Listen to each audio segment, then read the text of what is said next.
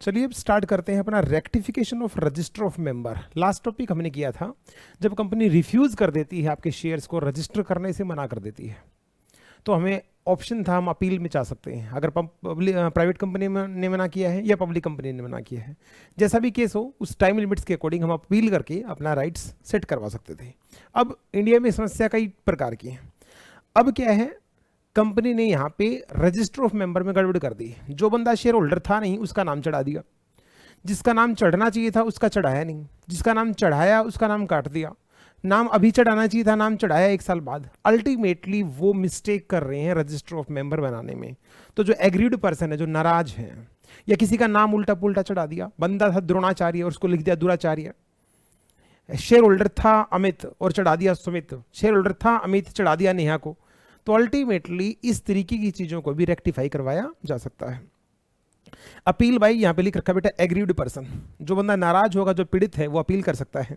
अगर उसका नाम एंटर्ड इन द रजिस्टर, बिना वो मेंबर है नहीं लेकिन उसको जबरदस्ती मेंबर बनाया जा रहा है, जो मेंबर है उसका नाम चढ़ा के बाद में ओमिट काट दिया गया, या अननेसेसरी डिले वहां पे किया गया है किसी का नाम चढ़ाने में या काटने में, तो अल्टीमेटली इस टाइप की चीजों को लेके अपील की जा सकती है।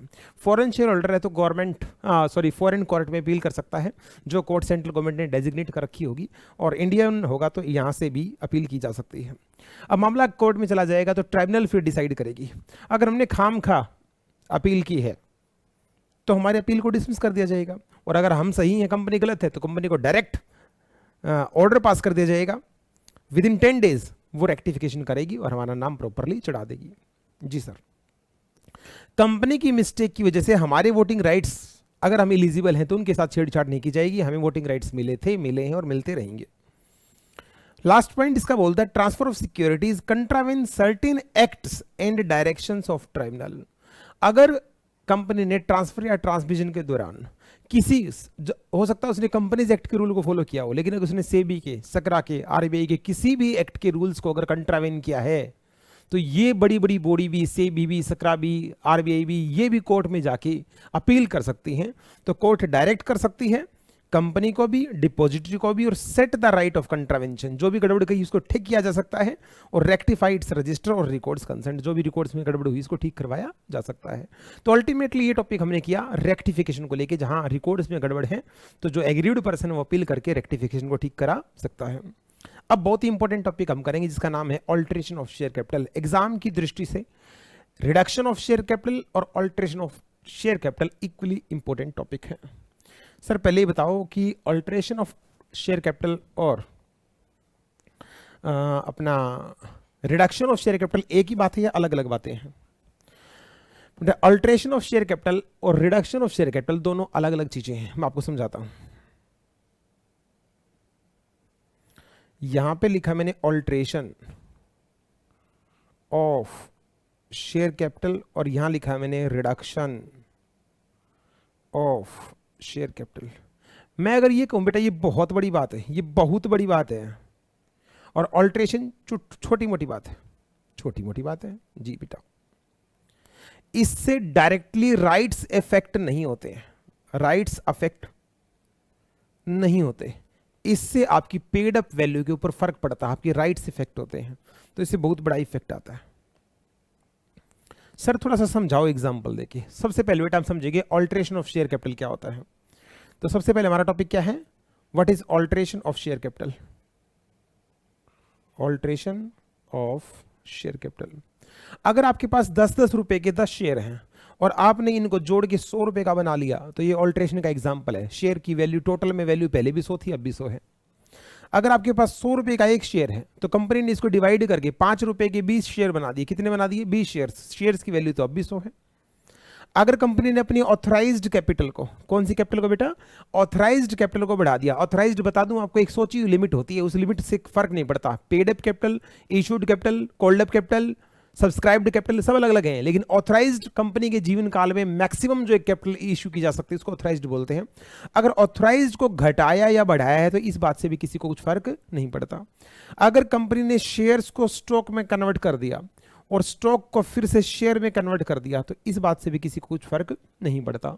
और लास्ट, जो शेयर्स किसी ने लिए ही नहीं, जो शेयर किसी ने नहीं लिए, अगर कंपनी उन शेयर्स को कैंसिल कर देती है, क्या कर देती है बेटा, कैंसिल कर देती है, तो ये तमाम जो एग्जाम्पल हैं वो अपने ऑल्ट्रेशन के एग्जाम्पल थे। जरा फिर से रिवाइज कराओ।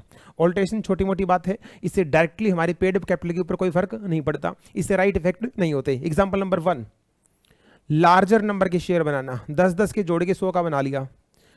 एग्जाम्पल नंबर 2, डिवाइड करके स्मॉलर नंबर में डिवाइड कर देना, 100 का एक शेयर था, तोड़ के 10-10 के 10 बना दिए, तो कंसोलिडेट कर दिया, ये डिवाइड कर दिया, ये कंसोलिडेट कर दिया। थर्ड एग्जांपल, शेयर को स्टॉक में कन्वर्ट कर दिया, स्टॉक को शेयर में कन्वर्ट कर दिया। फोर्थ एग्जांपल, जो शेयर किसी ने भी नहीं लिए, जो शेयर किसी ने नहीं लिए उनको उठा के क्या कर दिया, कैंसिल कर दिया। और पांचवें एग्जांपल, ऑथराइज्ड की लिमिट, ऑथराइज्ड कैपिटल की लिमिट को बढ़ाना या घटाना ऑल्ट्रेशन ऑफ शेयर कैपिटल कहलाता है। दूसरा पॉइंट, जब भी ऑल्ट्रेशन ऑफ शेयर कैपिटल होगा हम रजिस्ट्रार को इन्फॉर्म जरूर करेंगे। रजिस्ट्रार कौन, मामा जी। ऑल्टर्ड मेमोरेंडम शेयर कैपिटल का जो परफॉर्मा है वो हम रजिस्ट्रार को विद इन 30 डेज जरूर इन्फॉर्म कर देंगे। सर ये तो आपने सिखाया ऑल्ट्रेशन, ऑल्ट्रेशन छोटी मोटी बात है, कंपनियां करती रहती हैं। अब सिखाओ sir reduction of share capital क्या आता है। रिडक्शन को लेकर हमारा कंपनीज एक्ट बहुत ज्यादा स्ट्रिक्ट है। सर अब टॉपिक कौन सा है, reduction of share capital. Reduction के एग्जांपल बड़े ध्यान से देखना बेटा, बड़े ध्यान से सुनना। रिडक्शन का एग्जांपल, जब आपकी पेड अप कैपिटल से छेड़छाड़ होगी, पेड अप से, सॉरी शेयर की वैल्यू से, पेड अप से भी हो सकती है, कोल्ड अप से भी हो सकती है। मान लो 10 रुपए का शेयर था, शेयर की वैल्यू क्या है 10, आपने 6 रुपए दे रखे हैं, 6 रुपए कहलाए बेटा पेड अप, और 4 रुपए आपसे मंगवाए जाने हैं तो ये कहलाए कोल्ड अप। Cold up. अब की बार देखना क्या होगा, अब कंपनी एक मीटिंग करती है, एसआर पास करती है और उस मीटिंग के अंदर डिसीजन लेती है कि 4 रुपए जो हैं हम इस लाइबिलिटी को एक्सटिंग्विश कर रहे हैं, खत्म कर रहे हैं, ये लाइबिलिटी को बिल्कुल वाइप ऑफ कर देना, कंप्लीटली खत्म कर देना। 4 रुपए जो आपको देने थे, शेयर की वैल्यू 10 रुपए थी, 6 आपने दे रखे, 4 रुपए आपको और चुकाने थे।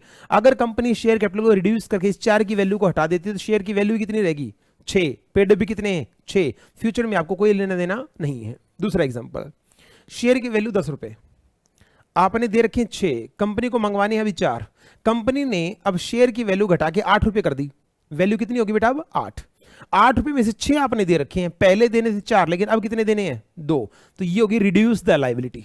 एक एग्जांपल मैंने वो दिखाया जिसमें कैपिटल आपकी लाइबिलिटी को रिड्यूस करके दिखाया है, और पहले वाले एग्जांपल में आपकी लाइबिलिटी बिल्कुल खत्म हो गई थी, उसका वो एग्जांपल है एक्सटिंग्विश का, लाइबिलिटी का खत्म हो जाना।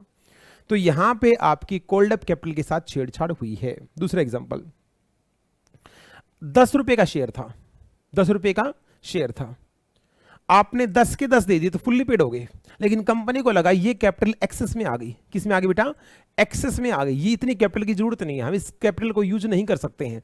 तो कंपनी के पास अब 2 ऑप्शन है। जैसे मान लो कंपनी को लगता है उसके पास 4 रुपए की कैपिटल एक्स्ट्रा आई हुई पर शेयर, अब उसके पास 2 ऑप्शन है, या तो शेयर की वैल्यू को 10 रुपए रखे, 4 रुपए टेम्परेरी वापस कर दे, टेम्परेरी क्या कर दिए वापस कर दी, और बोल दिया जब दिल करेगा जब मंगवा लूंगी। एक ऑप्शन तो ये। दूसरा ऑप्शन, शेयर की वैल्यू 6 रुपए कर दे और 4 रुपए आपको परमानेंटली वापस कर दे, 4 रुपए परमानेंटली वापस कर दे, तो आपकी लाइबिलिटी फ्यूचर के लिए क्या होगी एक्सटिंग्विश। दूसरा एग्जांपल, 10 रुपए का शेयर था, आपने 10 के 10 रुपए दे रखे हैं, 10 के 10 आपने दे रखे हैं, लेकिन कंपनी लॉस में चली गई। कंपनी के पास शेयर को रिप्रेजेंट करने के लिए एसेट्स नहीं है। बेटा शेयर्स कैसे रिप्रेजेंट होते हैं, बदले में एसेट्स होती हैं, एसेट्स हैं तो शेयर हैं, एसेट्स नहीं है तो शेयर की कोई वैल्यू नहीं है। कंपनी लॉस में चलेगी और कंपनी के पास शेयर्स को रिप्रेजेंट करने के लिए एसेट नहीं है। मान लो कंपनी के पास, कंपनी को लॉस हो, कंपनी की टोटल शेयर कैपिटल 10 लाख रुपए है, मानो 10 लाख रुपए कंपनी की टोटल शेयर कैपिटल है, paid up share capital. Company को लॉस हो गया 5 लाख रुपए का, इस 5 लाख को रिप्रेजेंट करने के लिए उसके पास एसेट नहीं है, कोई भी एसेट नहीं है, तो 5 लाख रुपए कंपनी शेयर कैपिटल से एडजस्ट करके आपको बोलेगी आपके शेयर की वैल्यू 10 रुपए थी, आपने 10 के 10 रुपए दे भी रखे थे, लेकिन लॉस एडजस्ट करने के बाद आपकी शेयर की वैल्यू कितनी रहेगी 5, तो ये आपकी पेड अप शेयर कैपिटल यहां पे कम होगी। अब कंपनी के पास 2 ऑप्शन है, अगर वैल्यू 10 ही रखती है और आपकी वैल्यू 5 होगी तो 5 आपसे और मंगवा लेगी, और शेयर की वैल्यू ही घटा के 5 रुपए कर दी तो आपकी लाइबिलिटी क्या हो जाएगी एक्सटिंग्विश हो जाएगी। सर यहाँ पे एक सवाल उठता है, हमने 10 के 10 रुपए दे रखे थे, कंपनी ने लॉस एडजस्ट कर लिए, अब वापस हमसे मांग रहे हैं, ये तो जबरदस्ती है। बेटा ये रिडक्शन ऑफ शेयर कैपिटल या ऑल्ट्रेशन ऑफ शेयर कैपिटल कुछ भी आपसे बिना पूछे नहीं होता है। मियाँ बीवी राजी तो क्या करेगा लो भाजी, जब शेयर होल्डर ही कंसेंट दे देते हैं, कंपनी जो लॉस में, जिसने जानबूझ के लॉस नहीं खाया, अनइंटेंशनली जिसको लॉस हो गया, और शेयर होल्डर्स कंपनी को जीता देखना चाहते हैं, तो वो कह सकते हैं कि आप हमारी कैपिटल से लॉस एडजस्ट कर लीजिए, हम आपको एक्स्ट्रा रुपए दे देंगे। ठीक है, लेकिन जब भी आप रिडक्शन करेंगे, जब भी आप रिडक्शन ऑफ शेयर कैपिटल करेंगे, बहुत बड़ा स्ट्रिक्ट प्रोविजन के तहत इसको देखा जाता है, तो आपको ट्राइब्यूनल से अप्रूवल लेनी पड़ती है। जब हम रिडक्शन करते हैं तो कोर्ट को हम एप्लीकेशन लगाते हैं, शेयर होल्डर से हमें एसआर पास करवाना पड़ता है। अब कोर्ट के पास मामला जब चला जाता है तो कोर्ट क्या करती है, अपने परिवार को नोटिस देती है। परिवार कौन? सेबी को, इनकम टैक्स डिपार्टमेंट को, सारे क्रेडिटर्स को और सकरा को, आरबीआई को, सबको नोटिस देती है कि फलां फलां कंपनी अपने शेयर्स की वैल्यू को रिड्यूस कर रही है, तो आपका कि जो भी रिप्रेजेंटेशन है, जो भी ऑब्जेक्शंस हैं, वो हमारे पास भेजिए। कम से कम 3 महीने के अंदर सभी को ऑब्जेक्शन लेने होते हैं। अगर किसी ने कोई ऑब्जेक्शन नहीं दिया तो मान लिया जाता है उसका कोई भी ऑब्जेक्शन नहीं है। और अगर लगता है कि ये बिना वजह रिडक्शन कर रहे हैं तो कंपनी जो कोर्ट है इस ऑर्डर को डिसमिस कर देती है और आपको रिडक्शन की परमिशन नहीं देती। लेकिन उसको लगता है सब कुछ ठीक है, सभी क्रेडिटर्स का ध्यान रखा गया है और कंपनी जेन्युइन है, तो फिर रिडक्शन का ऑर्डर पास कर दिया जाता है। रिडक्शन के बाद हमारी कैपिटल जो रिड्यूस हो जाती है तो हमारा ऑल्ट्रेशन ऑफ कैपिटल हो जाता है, मेमोरेंडम के अंदर चेंज आता है और चेंज आने के बाद हम इस चेंज को रजिस्ट्रार के पास क्या कर देते हैं, नोटिफाई कर देते हैं। फटाफट इन चीज़ों को मैं मिलवा देता हूं आपसे। आपने बड़े ध्यान से देख लिया, ऑल्ट्रेशन के एग्जांपल भी देखे हैं, रिडक्शन के एग्जांपल भी देखे हैं। अब फटाफट सीख लेते हैं क्या है। डेफिनेशन दे रखी है ऑथराइज की, कोल्ड अप की, कोई इंपॉर्टेंट नहीं, आगे चलो। सबसे पहले ऑल्ट्रेशन के एग्जांपल दे रखे हैं, 10-10 रुपए के, सॉरी ऑथराइज कैपिटल को बढ़ाना घटाना, 10-10 रुपए की जोड़ के 100 रुपए का बनाना। मैं फटाफट करा रहा हूं। अब शेयर्स को स्टॉक में, स्टॉक को शेयर्स में कन्वर्ट कर लेना, डिवाइड करके 100 रुपए के शेयर्स को 5-5 रुपए में कन्वर्ट कर लेना, जो शेयर किसी ने नहीं लिए उन शेयर्स को कैंसिल कर देना। ये सारी चीजें मैं ऑलरेडी बता चुका हूं, ठीक है सर रिडक्शन भी साथ के साथ करा दो ना। बीच में स्टडी मेट में आपको दे दिया राइट शेयर, लेकिन मैं पहले आपको करा देता हूं बेटा reduction. Issue of bonus share कहां गया, reduction, reduction of share capital पहले करा देता हूं क्योंकि आपने अभी भी सीखा है रिडक्शन। ये तो वैसे तो साउंड प्रिंसिपल है कि हमें अपनी कैपिटल को इंटैक्ट करके रखना चाहिए, लेकिन बहुत बार ऐसा जरूरी नेसेसरी हो जाता है कि कंपनी को रिडक्शन करना जरूरी हो जाता है। जब कंपनी के पास एक्सेस में सरप्लस कैपिटल आ जाती है, जब एक्सेस में कैपिटल आ जाती है तो उसको वापस देना पड़ता है। जब company substantial loss making company हो जाती है तो कंपनी को, जब कंपनी के पास एसेट्स रिप्रेजेंट करने के लिए, शेयर्स को रिप्रेजेंट करने के लिए एसेट नहीं रहती है तो कंपनी को कैपिटल को रिड्यूस करना पड़ जाता है। लेकिन ये बहुत बड़ा अगर आपका कदम है तो इसके लिए लॉ के अंदर क्या प्रोविजन है, सबसे पहले आपको एसआर पास करना पड़ेगा और सिर्फ एसआर से काम नहीं चलेगा, आपको ट्राइब्यूनल से अप्रूवल भी लेनी पड़ेगी। तो ट्राइब्यूनल से अगर हमें अप्रूवल लेनी है तो हमें क्या देनी पड़ेगी, एप्लीकेशन देनी पड़ेगी। ये वो दो एग्जाम्पल दे रखे हैं, एक्सटिंग्विश का भी और रिड्यूस का भी। मैंने आपको दोनों एग्जाम्पल सिखाए थे, एक में पूरी लाइबिलिटी खत्म करके दिखाई थी और एक में कोल्ड अप को 8 रुपए का शेयर बना के दिखाया था। दूसरा, अगर आपकी शेयर कैपिटल लॉस की वजह से एडजस्ट कर ली गई है तो उसमें आपका पेड अप शेयर कैपिटल को कैंसिल कर देना, या अगर आपकी एक्सेस में आ गई तो परमानेंटली उसको पे बैक वापस दे देना। ये तमाम एग्जांपल मैंने आपको सिखाए थे किसके, रिडक्शन के। रिडक्शन नॉट परमिटेड, रिडक्शन नहीं करी जाएगी। अगर आपने डिपॉजिट्स के, मैच्योर डिपॉजिट के रिडम्पशन में, रिपेमेंट में अगर कोई गड़बड़ कर रखी है तो आप रिडक्शन नहीं कर सकते। एक साफ सुथरी कंपनी ही रिडक्शन कर सकती है। हमने जब ट्राइब्यूनल को बोला कि प्लीज हमें परमिशन दे दीजिए, हम रिडक्शन करना चाहते हैं, तो ट्राइब्यूनल क्या करती है, अपने परिवार को, हर एप्लीकेशन को अपने परिवार को भेजती है, सेंट्रल गवर्नमेंट को, रजिस्ट्रार को, सेबी को, सकरा को, सबको भेजती है। क्या करने के लिए, उनके ऑब्जेक्शंस और रिप्रेजेंटेशन लेने के लिए भेजती है कि भाई फला फला कंपनी अब रिडक्शन कर रही है, तुम्हें कोई दिक्कत हो तो बताओ। 3 महीने के अंदर उनका ऑब्जेक्शन आए तो ठीक, अदरवाइज उस ऑब्जेक्शन को कैंसिल मान लिया जाता है। लास्टली फिर ट्राइब्यूनल क्या करती है, ऑर्डर पास करती है। अगर ऑर्डर को कंफर्म कब करती है, अगर आप जेन्युइन काम कर रहे हैं, अदरवाइज आपके ऑर्डर को मतलब खत्म कर दिया जाता है, अलाउ परमिशन नहीं दी जाती। जो भी ऑर्डर आएगा ऑर्डर को पब्लिश कर दिया जाता है और उसकी एक कॉपी, सर्टिफाइड कॉपी ऑर्डर की रजिस्ट्रार के पास भी लगा दी जाती है ताकि डॉक्यूमेंटेशन किया जा सके। तो ये था रिडक्शन। इसमें काम का पॉइंट नंबर 8 है, इंपॉर्टेंट है, बता देता हूं। अगर किसी क्रेडिटर को, सर ये इसमें क्रेडिटर कहां से घुसा हुआ है बेटा, जब तुम शेयर कैपिटल को रिड्यूस करते हो और तुम्हारे पास एसेट्स नहीं रहेगी तो क्रेडिटर अपनी रिकवरी कहां से करेगा। तो क्रेडिटर्स की लिस्ट पहले बनाई जाती है। जब भी शेयर कैपिटल को रिड्यूस किया जाता है, सेंट्रल गवर्नमेंट सभी क्रेडिटर से पूछती है कि भाई साहब तुम्हें इस चीज में कोई दिक्कत तो नहीं है, कोई ऑब्जेक्शन तो नहीं है। लेकिन ये क्रेडिटर की लिस्ट बना के कंपनी को देनी होती है। अगर कंपनी ने जानबूझ के किसी क्रेडिटर का नाम नहीं डाला, उसको लगता था ये क्रेडिटर पंगा कर सकता है, जानबूझ उसका नाम नहीं डाला और कल को कंपनी डिफॉल्ट कर देती है, तो इस क्रेडिटर को इसके पैसे देने से कोई नहीं रोक सकता। जो उस टाइम पे जो भी बंदा कंपनी का मेंबर था, कॉन्ट्रीब्यूटरीज था, जो भी पर्सन लायबल थे, वे इस बंदे को कंपनसेट करेंगे। तो ये केस वही दे रखा है जिसके आगे मैंने इंपॉर्टेंट लिख रखा है, in case where creditor is entitle, उसका अधिकार था ऑब्जेक्शन देने का, but was not included in the list of creditor. अगर उसको क्रेडिटर की लिस्ट में नहीं डाला गया तो उस बंदे को, उस नुकसान को वो बियर नहीं करेगा, हर वो बंदा, हर वो मेंबर बियर करेगा जो उस डेट पे लायबल था। ठीक है सर। तो ये था आपका तमाम केस किसका, रिडक्शन का। रिडक्शन का केस मैंने करा दिया है, अब आपको कराता हूं वहीं से जहां से हमने छोड़ा था, right share.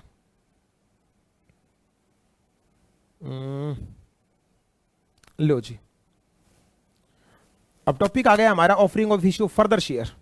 Further share means further issue of share capital. इसको मैं पहले एक बार कॉपी भी सिखा दूं।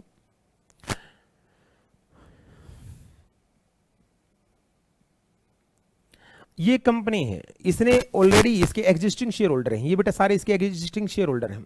अब कंपनी को एक रूल को फॉलो करना पड़ता है। जब भी कंपनी फर्दर इश्यू करना चाहती है, शेयर कैपिटल फर्दर लेके आना चाहती है, तो पहले इसे अपने परिवार के लोगों से पूछना पड़ेगा। अरे भाई मैं अपना मकान बेचना चाहता हूं, तो पहले मुझे अपने भाई से, अपने चाचा से, अपने ताऊ से पूछना पड़ता है, मैं मकान बेच रहा हूं, आपको लेना है तो ले लो, कभी बाद में ये मत कहना बताया नहीं था। सेम कॉन्सेप्ट होता है। कंपनी जब भी नए शेयर लेके आती है, तो पहले एग्जिस्टिंग शेयर होल्डर से पूछती है। अरे कंपनी को तो पैसा चाहिए भाई, वो बाहर वाले दो चाहे एग्जिस्टिंग मेंबर दो, तो पहले वो एग्जिस्टिंग मेंबर से पूछती है, मैं नए शेयर लेके आ रही हूँ, क्या आपको चाहिए? अगर आपको चाहिए तो आप ले लो, अदरवाइज मैं किसी और को इश्यू करूंगी, वहां काम खत्म। तो कंपनी के लिए मैंडेटरी होता है कि वो अपने एग्जिस्टिंग शेयर होल्डर और अपने एम्प्लॉय से पूछे बिना नए बंदों को सीधा शेयर इशू नहीं कर सकती। हाँ, एक केस में कर सकती है, वो प्राइवेट प्लेसमेंट कर सकती है।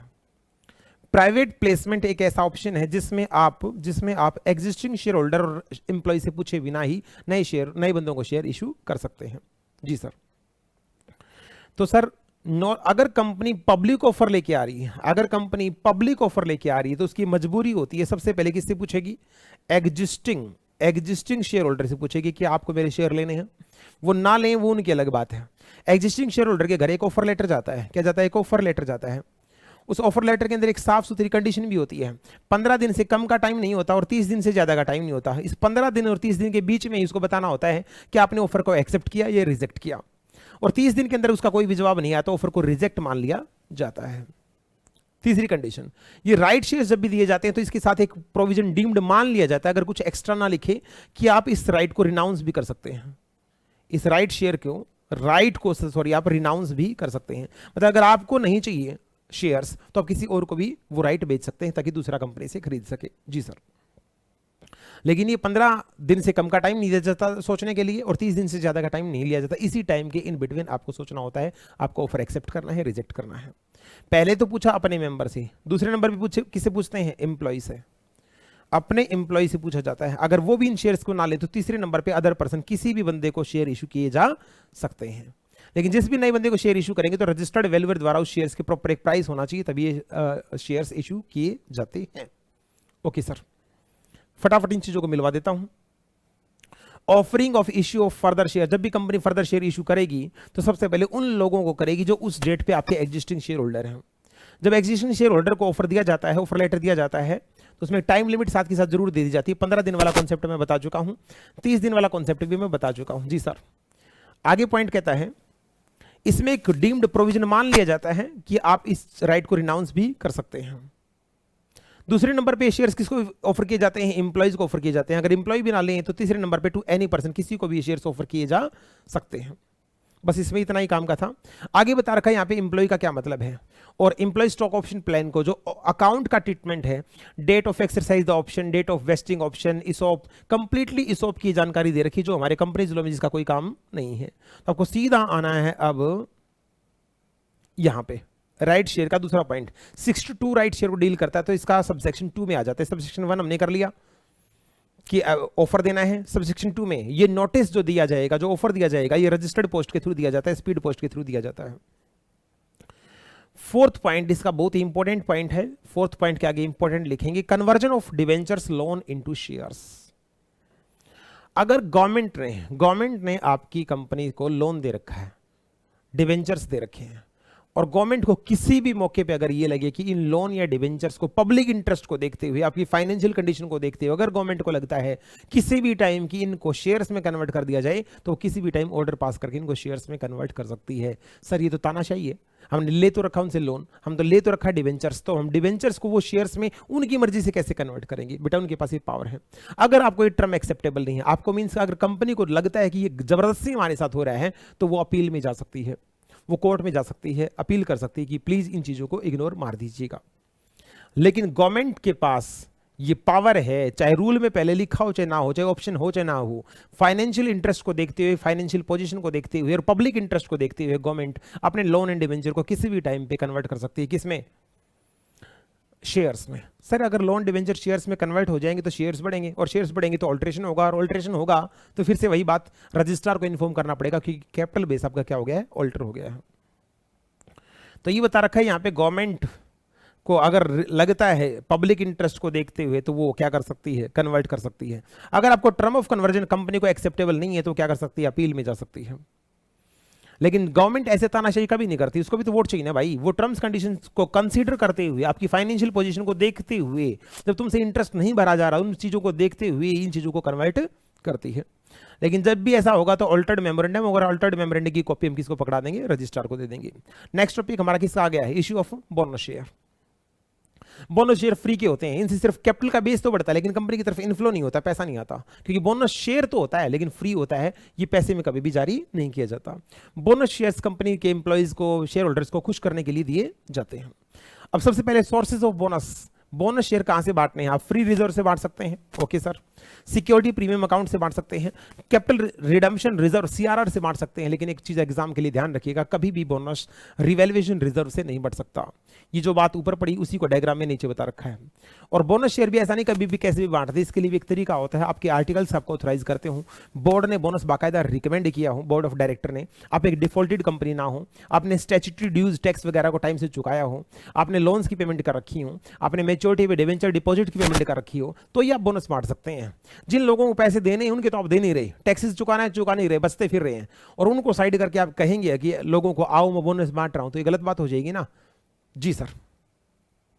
तो बोनस शेयर कभी भी, दो बातें ध्यान रखिएगा, बोनस शेयर अगर एक बार अनाउंस हो गए, जुबान से निकली हुई जो वान है वो वापस नहीं आता, और धनुष से निकला हुआ वान जैसे वापस नहीं आता, वैसे ही बोनस शेयर अगर आपने एक बार अनाउंस किए, shall not subsequently withdraw the same, MCQ का पॉइंट है, आ सकता है। और बोनस शेयर कभी भी डिविडेंड की जगह पे नहीं बांटा जा सकता, डिविडेंड अलग कॉन्सेप्ट होता है, बोनस अलग कॉन्सेप्ट होता है।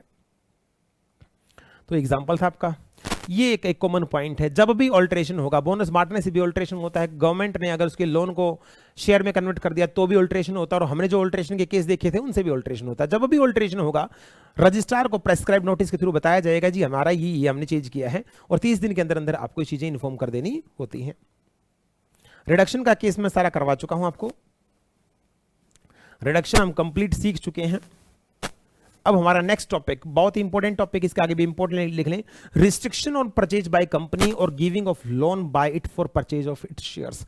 कोई भी कंपनी अपने शेयर खुद नहीं खरीद सकती, सीधी सी बात है भाई, ना तो अपने शेयर खुद खरीद सकती और ना ही इशू किए हुए शेयर्स को तो बाय बैक कर सकती है। ये वो बात है कि जिस कंपनी के शेयर्स को कोई खरीद ही नहीं रहा, वो अपने आप ही अपने शेयर खरीद रही है, या पब्लिक को बुला बुला के कह रही है मेरे शेयर्स ले लो, पब्लिक कह रही है हमारे पास पैसे नहीं है, तो कंपनी कह रही है लोन मैं दे रही हूं, मेरे से लोन भी ले जाओ और उस लोन से मेरे क्या कर लो, शेयर्स खरीद लो। ये विंडो ड्रेसिंग कंपनीज एक्ट में पॉसिबल नहीं है। इट मींस कोई भी कंपनी अपने शेयर्स खुद ही नहीं खरीद सकती और ना शेयर्स खरीदवाने की मदद कर सकती है, लेकिन इसकी एक्सेप्शन है, और एक्सेप्शन एग्जाम के लिए बहुत ज्यादा इंपॉर्टेंट है।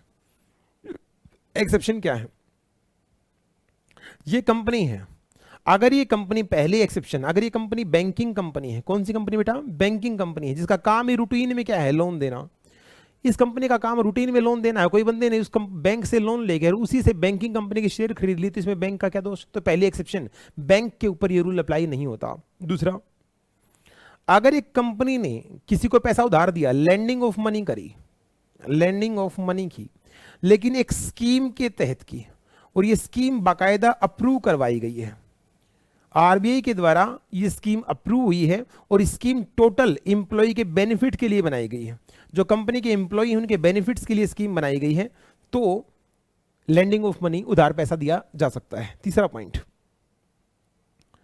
एक कंपनी, तीसरी एक्सेप्शन, एक कंपनी अपने शेयर खरीदने के लिए अपने एम्प्लॉइज को लोन दे सकती है, लेकिन ये एम्प्लॉय डायरेक्टर नहीं होना चाहिए, एक कंडीशन, केएमपी नहीं होना चाहिए, की मैनेजर पर्सन नहीं होना चाहिए। और इस एम्प्लॉय को लोन कितना दिया जा सकता है? इसकी जो भी वेजेस हैं, जो भी सैलरी है, उसके 6 मंथ, 6 महीने तक की सैलरी के बराबर लोन दिया जा सकता है। जैसे किसी बंदे की सैलरी 40,000 रुपए है तो 40,000 इंटू 6, 6 चौक 24, 2,40,000 रुपए का लोन दिया जा सकता है। अल्टीमेटली उन गरीब इंप्लॉइज की मदद के लिए होता है ताकि वो भी कंपनी के शेयर खरीद पाए। तो ये एक्सेप्शन है। इन एक्सेप्शन में अगर कोई चीज फॉलो नहीं करती तो कोई भी कंपनी खुद से डायरेक्टली इनडायरेक्टली अपने शेयर्स को परचेज नहीं कर सकती। ये फंडामेंटल प्रिंसिपल है। Company can not by its own share. Company अपने शेयर खुद से नहीं बाई कर सकती और इसकी एक्सेप्शन यहां बता रखी है। ये रही एक्सेप्शन। एक्सेप्शन के आगे लिखो इंपॉर्टेंट। एक्सेप्शन पहले, अगर आप बैंकिंग कंपनी है तो आगे ऊपर ये रूल अप्लाई नहीं होता। आपने स्कीम के तहत और स्कीम स्पेशल रेजोल्यूशन पास करवा के और ये स्कीम बनाई गई थी प्योरली इंप्लॉय के बेनिफिट्स के लिए, तो पैसा दिया जा सकता है। तीसरा, ये आपने लोन दिया है अपने इंप्लॉय को, लेकिन वो इंप्लॉय डायरेक्टर और केएमपी नहीं होना चाहिए और 6 महीने तक की सैलरी का लोन दिया है, तो भी बात फिजिबल है, कोई दिक्कत परेशानी नहीं है। रिडम्पशन ऑफ प्रेफरेंस शेयर्स को इस परमिटेड था, परमिटेड है, परमिटेड रहेगा। इस सेक्शन का रिडम्पशन के ऊपर कोई इफेक्ट नहीं है। अगला टॉपिक आया बेटा buyback of security. Buyback of security के आगे भी हम मोस्ट इंपोर्टेंट लिखेंगे, यहां से भी मोस्टली क्वेश्चन बनता है। बायबैक क्या है? जब कंपनी ने शेयर इशू किया था तो कंपनी ने क्या बोला था? ले मेरा शेयर, और बदले में लिए थे पैसे। अब कंपनी क्या बोल रही है? मेरा शेयर दे, तो वो शेयर होल्डर क्या बोलेगा? मेरे पैसे दे। It means buyback nothing, returning the money. पैसा वापस दो और शेयर अपना ले लो। पैसा देके शेयर वापस पकड़ना बायबैक कहलाता है। इट मींस इशू करते टाइम कंपनी के पास पैसा आता है और बायबैक में पैसा जाता है। तो सबसे पहले बेटा आप याद करेंगे सोर्सेज ऑफ बायबैक। बायबैक करना कहां से है? पैसे जाएंगे तो कहां से पैसे देंगे? फ्री रिजर्व से, सिक्योरिटी प्रीमियम अकाउंट से, या बिल्कुल फ्रेश प्रोसीड्स, बिल्कुल नया इशू लाए शेयर्स का, उससे जो पैसे आए उससे बायबैक किया जा सकता है। अर्लियर इशू कोई है और उसके पैसे पड़े हैं तो उनसे बायबैक नहीं किया जा सकता। एक पॉइंट। दूसरा, कंडीशंस फॉर बायबैक। मैं आपको बड़ा सिंपली तरीके से बता देता हूं, बड़ा ध्यान सुनना बेटा, इंपॉर्टेंट पॉइंट है। कंडीशंस फॉर बायबैक, अगर बेटा आप बायबैक कर रहे हो अप टू 10% तक बायबैक करोगे तो ओआर पास करना पड़ता है, ऑर्डिनरी रेजोल्यूशन पास करना है। 10% से ज्यादा बायबैक कर रहे हो लेकिन अप टू 25% तक का बायबैक कर रहे हो तो आपको एसआर पास करना है, और 25% से ज्यादा किसी भी कीमत पे आप कर ही नहीं सकते at any point of time. नहीं, एक साल में किसी भी पॉइंट ऑफ टाइम में आप 25% से ज्यादा का शेयर्स का बायबैक नहीं कर सकते। ध्यान देना, 10% तक ओआर पास होगा, 10 से 25 के बीच में एसआर पास होगा, और 25% से ज्यादा बायबैक पॉसिबल ही नहीं है। ओके सर, ये सारा पॉइंट कर दिया। बायबैक के बारे में कुछ बातें सुन लो, फिर मैं मिलवा देता हूं।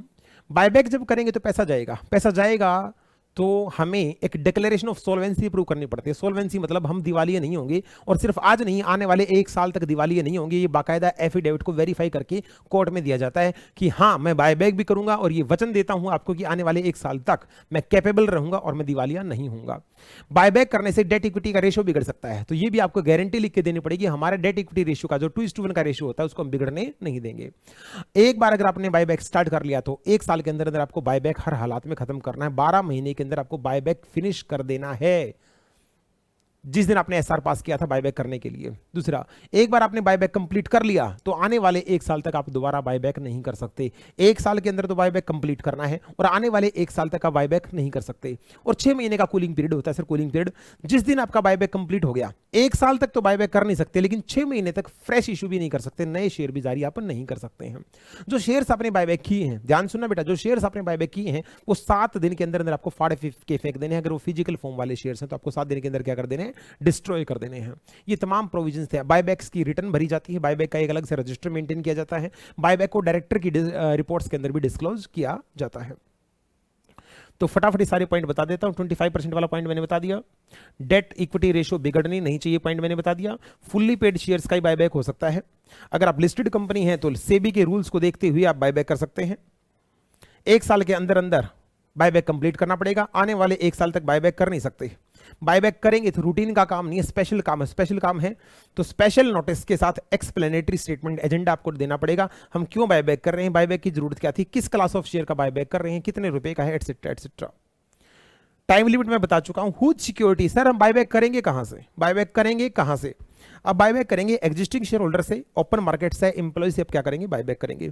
डिक्लेरेशन ऑफ सॉल्वेंसी का पॉइंट मैं बता चुका हूं, जब भी आप बायबैक करेंगे तो पहले आपको एक एफिडेविट पे वेरीफाई करके एक डिक्लेरेशन ऑफ सॉल्वेंसी देनी पड़ेगी कि हम आने वाले 1 साल तक, लिख रखा होगा not be rendered insolvent within a period of 1 year from the date of declaration of solvency. आप 1 साल तक बायबैक नहीं होंगे, सॉरी इंसॉल्वेंट नहीं होंगे। जो सिक्योरिटीज आपने बायबैक की उसको आप 7 दिन के अंदर अंदर फाड़ के फेंक देंगे।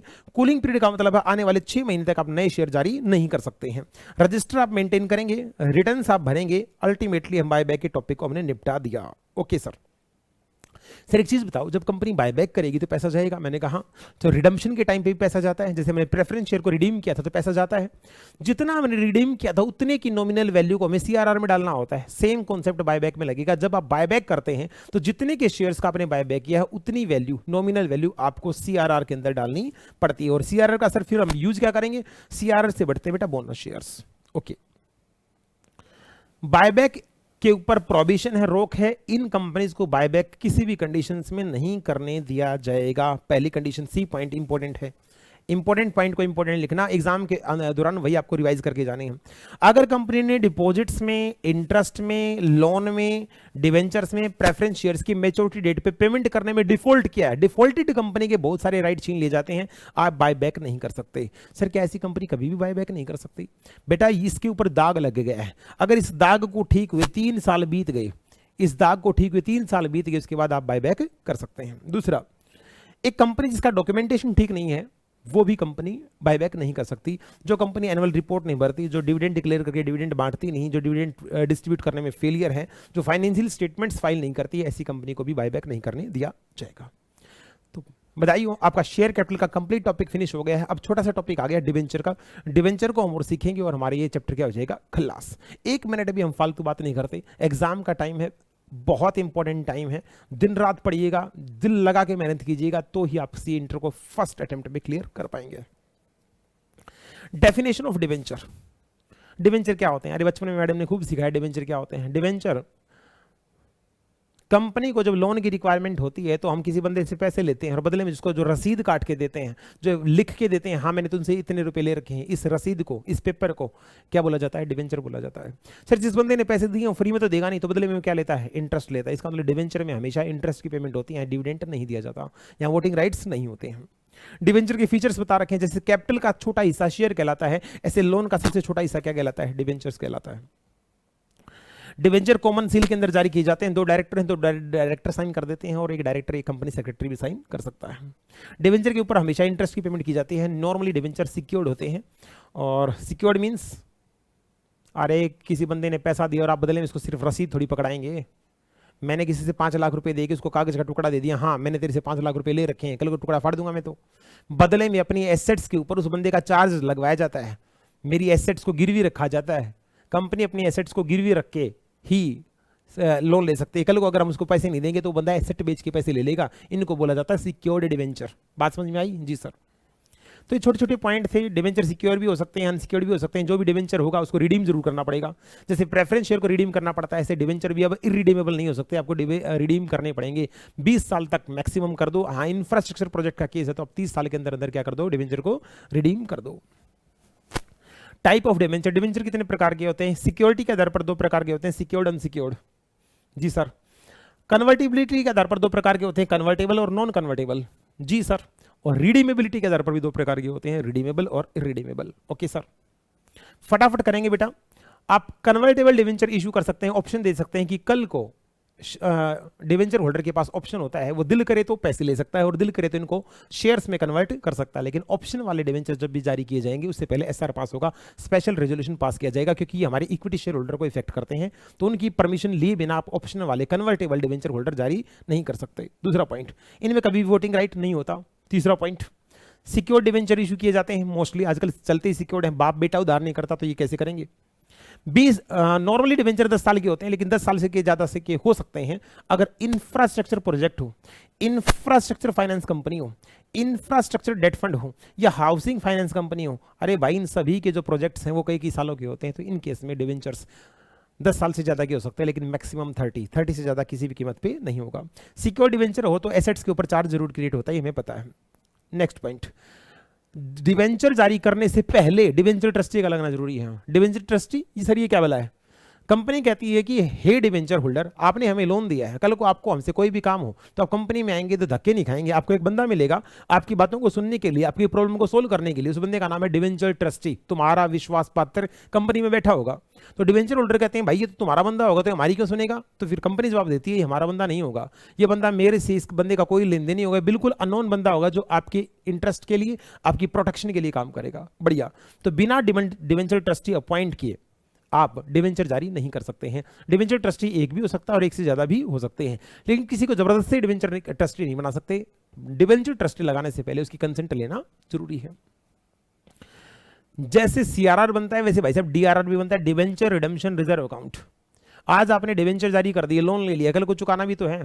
फ्यूचर में 20 साल बाद अगर आपको इतना सारा पैसा देना है तो हर साल उस अकाउंट में धीरे धीरे थोड़ी थोड़ी पैसे डालने पड़ेंगे ताकि फ्यूचर में इसकी पेमेंट कर पाए। इस अकाउंट को बोला जाता है डिवेंचर रिडेम्पशन रिजर्व अकाउंट। इसमें जो भी पैसा डाला जाएगा, इसमें जो भी इन्वेस्टमेंट की जाएगी, इसमें जो भी डिपॉजिट किया जाएगा, उस पैसे से डिवेंचर को रिडीम किया जाएगा। ठीक है सर। सर इसमें कितना पैसा डाला जाता है? नॉर्मली अगर जर्नल लिमिट की बात करूं,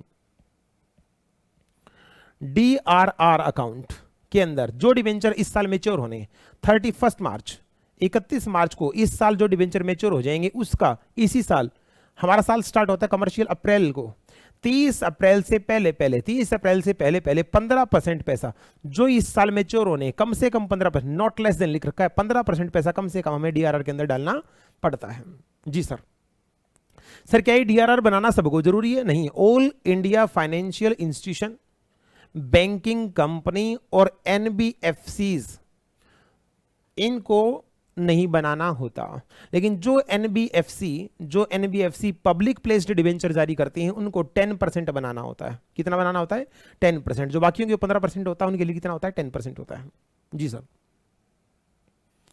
तो ये पॉइंट बता रखे यहां पे जो मैंने आपको बता दिए, किसको बनाना नहीं है, किसको बनाना है। ऑल इंडिया फाइनेंशियल इंस्टीट्यूशन को नहीं बनाना है, बैंकिंग कंपनीज को नहीं बनाना है, एनबीएफसी को नहीं बनाना है। इन्होंने इसको बहुत लंबा चौड़ा करके दे रखा है जिसकी कोई रिक्वायरमेंट नहीं है। आगे चलते हैं। आप डीआरआर के अंदर भी पैसा जमा करा सकते हैं या आप कुछ जगह पे डिपॉजिट और इन्वेस्टमेंट भी कर सकते हैं, जिसको मान लिया जाएगा कि आपने डीआरआर में ही डिपॉजिट किया है। शेड्यूल बैंक में पैसा जमा करा सकते हैं, सेंट्रल गवर्नमेंट के अनएकम्बर्ड सिक्योरिटी में इन्वेस्ट कर सकते हैं, इंडियन ट्रस्ट एक्ट में इन्वेस्ट कर सकते हैं, मतलब प्रेस्क्राइब्ड मोड है वहां पे आप इन्वेस्ट कर सकते हैं। ठीक है सर। अगर आप 500 से ज्यादा लोगों को डिवेंचर जारी करना चाहते हैं या पब्लिक ऑफर आप लेके जाना चाहते हैं तो यहां बता रखा है डिवेंचर ट्रस्टी, एक या एक से ज्यादा डिवेंचर ट्रस्टी लगाए बिना आप इन लोगों को डिवेंचर जारी नहीं कर सकते। हाँ, मैं पब्लिक ऑफर नहीं लेके आ रहा और मैं डिवेंचर होल्डर जो मेरे 500 से भी कम है तो मैं बिना डिवेंचर ट्रस्टी भी काम कर सकता हूं। अब सवाल आए डिवेंचर ट्रस्टी कौन होता है सर? सी पॉइंट के आगे इंपॉर्टेंट लिख लो, a person shall not be appointed as debenture trustee if he. इस बंदे को डिवेंचर ट्रस्टी नहीं लगा सकते अगर इसने शेयर्स होल्ड कर रखे हैं, ये प्रमोटर या डायरेक्टर है, इसने कंपनी के साथ कोई लेन देन है, इसका कंपनी से कोई उधार खाता चल रहा है, इसने कंपनी को कोई गारंटी दे रखी है, इसका कंपनी के साथ पेक्यूनरी रिलेशनशिप है, अल्टीमेटली कंपनी का जानकार, कंपनी के लेन देन वाला बंदा डिवेंचर ट्रस्टी नहीं लग सकता किसी भी कीमत पे। सर कल कोई डिवेंचर ट्रस्टी मर जाए, खुर जाए, इसकी वैकेंसी हो जाती है तो इसको क्या करेंगे? जो भी डिवेंचर होल्डर्स हैं उनकी 3/4 मेजोरिटी लेके, कंसेंट लेके नया डिवेंचर ट्रस्टी अपॉइंट कर दिया जाता है। सर डिवेंचर ट्रस्टी क्या करेगा? बेटा सीधी सी बात है, प्रोटेक्ट करेगा इंटरेस्ट किसका? डिवेंचर होल्डर के इंटरेस्ट को प्रोटेक्ट करने के लिए बंदा आया है। नेक्स्ट, रिटर्न में कंसेंट लेके इसको लगाया जाता है। लायबिलिटी ऑफ डिवेंचर ट्रस्टी, एक ही लाइन बोलूंगा, very fails to show the degree of vigilance due diligence. अगर इसने ड्यू डिलीजेंस से काम नहीं किया, ईमानदारी के साथ काम नहीं किया तो इस बंदे की पर्सनल लायबिलिटी होगी और ये कितना चुकता करेगा ये चीज भी कौन डिसाइड करेगा? डिवेंचर होल्डर्स डिसाइड करेंगे जिसके साथ इसने खिलवाड़ किया है। हमने जो डिवेंचर लिए हमें उनका इंटरेस्ट भी टाइम टू टाइम देना पड़ेगा, उनको रिडीम भी करना पड़ेगा। अगर कंपनी कल को ना तो डिवेंचर होल्डर को इंटरेस्ट दे रही है और ना उनको क्या नाम है उसके पास पैसे रिडीम करने के लिए, तो बंदा बैठा रखा है ना कौन? Debenture trustee. अगर उसको लगता है कंपनी की पोजीशन खराब होने वाली है और कंपनी फ्यूचर में रिडीम नहीं कर पाएगी तो एक रिट पिटीशन लगा देता है, कंपनी किसको? कोर्ट को, ट्राइब्यूनल को एक एप्लीकेशन लगा देता है कि कंपनी को डायरेक्ट कीजिए ताकि जिन लोगों के लिए मैं बैठा हूं, जिनका मैं विश्वास पात्र हूं, उनका पैसा ना डूबे। और फिर कोर्ट अपना ऑर्डर पास करती है और ऑर्डर देती है, फोर्थविथ तुरंत ऑर्डर दिया जाता है कि कंपनी को इंटरेस्ट के साथ जिसका भी जो ड्यू बनता है डिवेंचर होल्डर्स का, इंटरेस्ट की पेमेंट कर दी जाए। इस सारे मामले को पूरा का पूरा प्रोसीजर कौन बनाता है? हमेशा central government. Limit on borrowings through debenture, आप डिवेंचर लेते जा रहे हैं, कंपनी बहुत ज्यादा डेट ना ले, इसके लिए भी एक सिस्टम बना रखा है। अगर कंपनी के जो डिवेंचर हैं, जो पहले के डिवेंचर हैं और जो लेने वाले हैं, इनको इकट्ठा करके अगर ये डिवेंचर्स टोटल आपके पेड अप शेयर कैपिटल, आपके फ्री रिजर्व और आपके सिक्योरिटी प्रीमियम अकाउंट से अगर एक्सीड कर गए, तो आपको शेयर होल्डर से पहले हाँ भरनी, अप्रूवल लेनी पड़ेगी। शेयर होल्डर से पूछे बिना आप एक लेवल तक तो डिवेंचर्स जारी कर सकते हो, उससे आगे जारी नहीं कर सकते। डिवेंचर्स की अलग से एक अलॉटमेंट रिटर्न भरनी पड़ती है ताकि प्रॉपर डॉक्यूमेंटेशन किया जा सके। चलिए, हमारा ये चैप्टर भी हुआ खत्म और हम अपना नेक्स्ट चैप्टर मैराथन सीरीज के अंदर करते हैं स्टार्ट, डिपॉजिट।